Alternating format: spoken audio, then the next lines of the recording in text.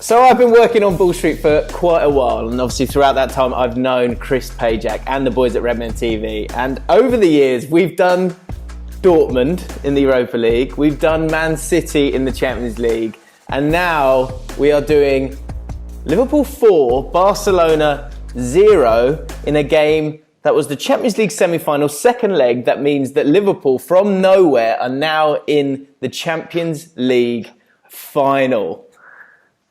Chris, how are you? I'm alright, mate. I'm tip top. You know what I mean? I'm tip top.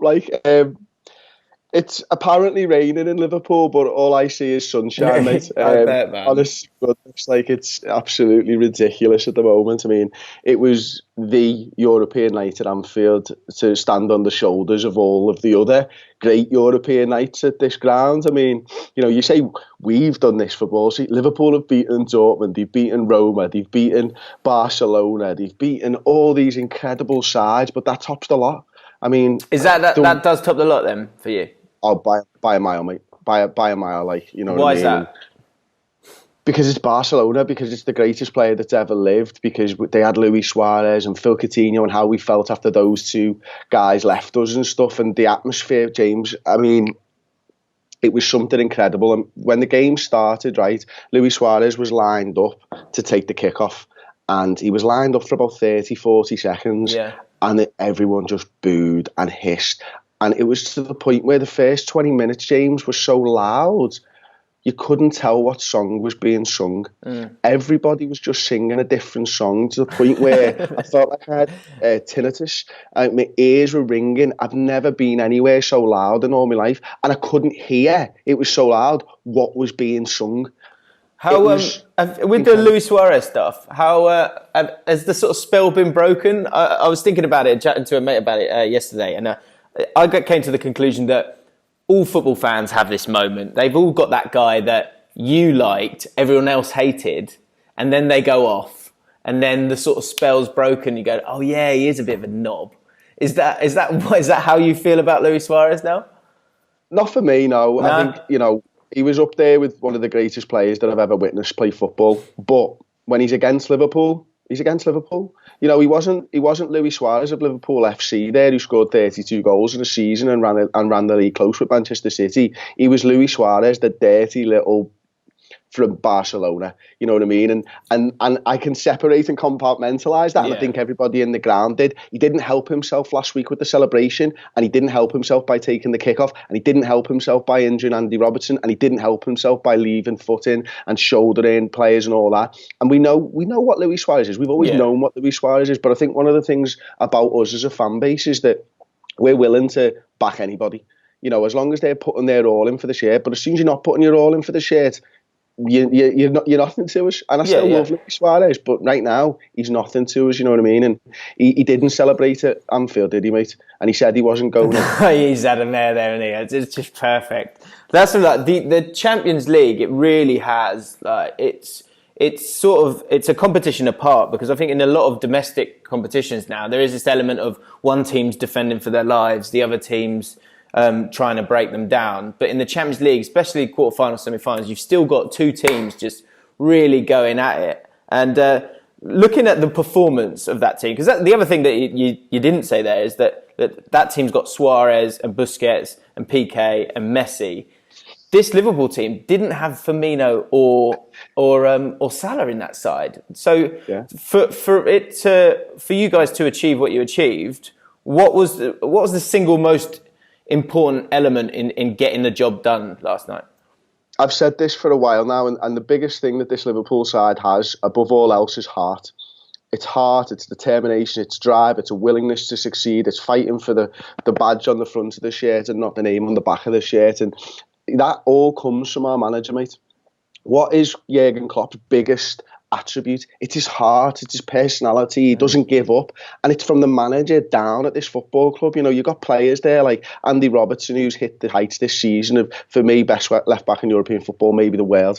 You've got lads like Divock Origi who've come in, Xherdan Shaqiri, who all have belief and all have faith that they can do something and be a part of something special. And you've got the heart of the fans behind them, cheering and baying for blood and just firing them on to achieve better and greater things. And this is a team, above all else, it's a team because it's more than the sum of its parts. We might not have the best players in the world. We've got a lot of good players. We've got a lot of world-class players now. But last night we didn't. We did have players who probably wouldn't get into Barcelona's sides. I mean, but we had everything else. And, when you've got everything else and the team's pulling in the right direction, you can achieve the impossible. And with Anfield behind you, those great European nights, this European heritage, you can't give up and you can't count this side out, because no matter what happens, we've shown time and time and time again, if we get an early goal at Anfield, teams, no matter how good they are, no matter how experienced these players are, no matter whether they've got Messi or they haven't, teams can and do crumble under the lights. Yeah, and if, as you say, when you break down those individuals, if you take them sort of one by one, take Milner out of that team and look at the general reputation of this guy. And it's not, it's not at a Busquets level. It's not at that level. Same with Jordan Henderson. But, same with even someone like Matip in that side. But again, all three were unbelievable last night. Henderson, that is put to bed now, surely, the kind of idea that he's not up to it. Because I think, again, that comes from the heart that's instilled by Klopp. But also sort of the confidence and the lack of fear to just go, almost calmly, just go and press again and again. And that was what was completely needed in that game. You needed Alisson to make a few saves, but you had to keep stepping forward and moving forward, because it wasn't 1 goal or 2 goals, it was 4 goals. Just talk me through the fourth goal as the last thing, because it kind of came... It came out of nowhere. There's been 2 goals this week I've watched. First, the Vincent Kompany goal earlier in the week. Obviously, I'm sure you didn't enjoy that. But watching it as a neutral, I was just like, well, jaw just went. And then there's 2 kind of moments with the Liverpool game. First, the sort of back-to-back goals of Wijnaldum. But the fourth goal, what was happening with you in the ground on the fourth goal? I saw Divock Origi kick the ball into the net. That's all I saw. I knew it was a quick corner because I don't know what I was looking at the time, but I turned around in time to see, and there was so many people that didn't see that goal. But, I've probably watched it, no word of a lie, 100 to 150 times since. And I just laugh every single time I see it, because the way that he just casually walks away and Divock has that little glance over his shoulder and Sent just goes bang. Yeah. And you've got the commentary on BT Sport was probably some of the best commentary I've ever seen. Steve McManaman talking after the fact of how these are world-class footballers in the Champions League semi-final. They've been absolutely done. It was one of the most scouse things ever. It was as cheeky as you're going to get, you know what I mean? Yeah. And from Trent Alexander-Arnold. But not only that, he's seen it. He spied Divock Origi's seen him. But the ball's perfect. The finish is perfect. You need technical skill and ability to do this. I don't know whether that was changed. I don't know whether it was something that we've had in our locker that you get to use once in your lifetime in a big situation. I know that football teams do this, and I know that Liverpool have got one of these in their locker. I've spoken to someone in the backroom staff who's told me one of them. I'm not going to reveal what that one is. So I know that they do keep things in their back pocket. And I think every football team will do, for that big moment when you need something special. They didn't have a clue what was going on. Ter Stegen was walking out of his goal. Every Barcelona player. Ter Stegen was going, concentrate. Is that what he was saying? That's what I think so. I think that's apparently what he was saying. Was concentrate. But they didn't, did they? And I think that's a great example of. I said it I did a reaction video myself, but it made me think that's why Trent that's the midfielder in him. The vision, that's how he's going to be an incredible number 6 in a few years' time, I reckon. I believe he's got that vision in him, and they know that in him as well. If you can give me one, because I basically went through the whole team last night and was like, he was brilliant. If you have to pick a man of the match, who is it? Can I give you 3? Because No. I want one. I do just want one, because I think it's so difficult to do. Joel Matip. I've never seen a performance like it from a centre-half since Carragher in Istanbul.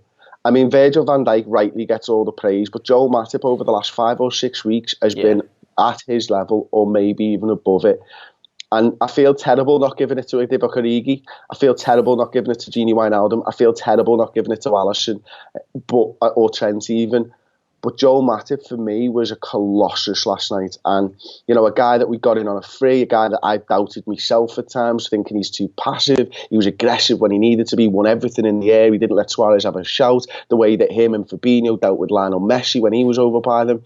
It was something else. And don't get me wrong, Barcelona had the chances. And Alisson probably makes 5 top draw saves to keep us in the tie. He really does. That's why we spent the money on him. But Joel Matip, man, I just think he was something else. And I know you said one, mate, but Fabinho, the way he picks up a yellow card, for me, it was a perfectly good challenge. And I've not seen it back, I'll be honest with you. He gets the ball, I thought, and he probably goes through Suarez, or Suarez probably dives, I'm not sure.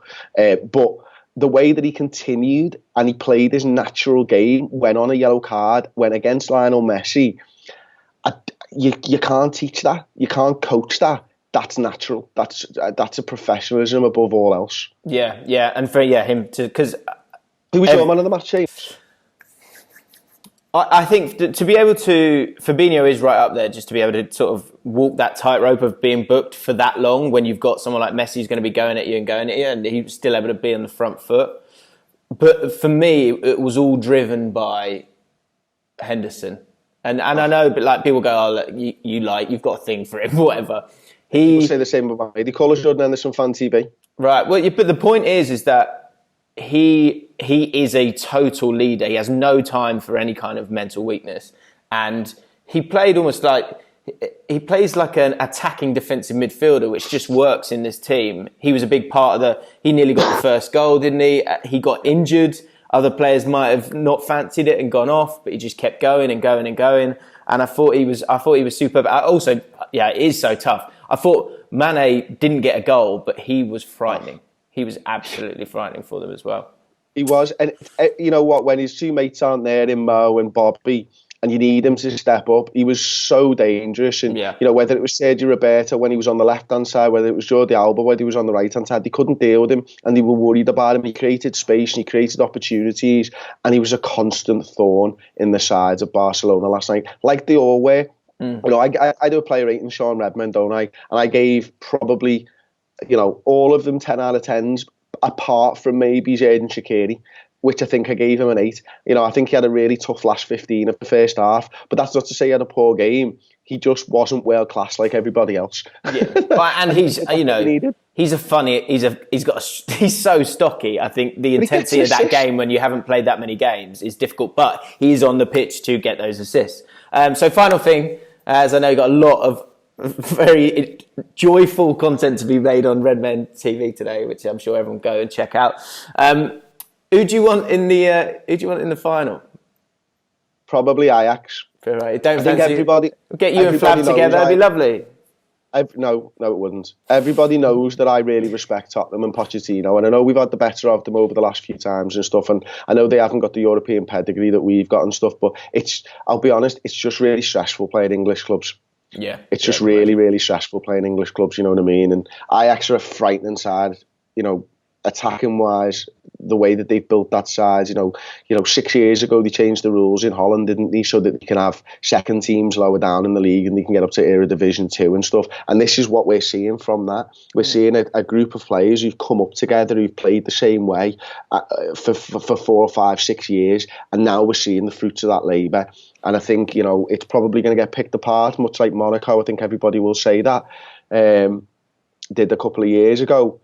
So they need to do something this season because it's not going to be the same team. So they're a dangerous, dangerous beast. But, I truly believe that Liverpool are the better side of whoever they play. And with the experience and nous of getting to the final last season and the heartbreaking loss, I just can't see that we're going to be stopped, mate.